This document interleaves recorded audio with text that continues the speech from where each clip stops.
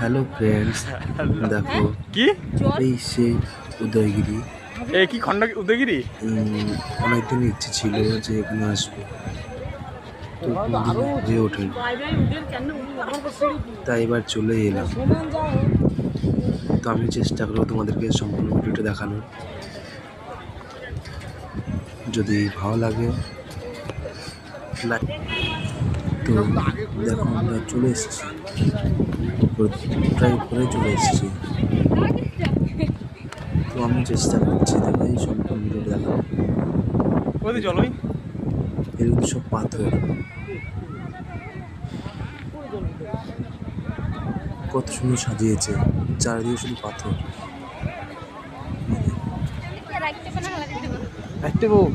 না এত সুন্দর ভিউ।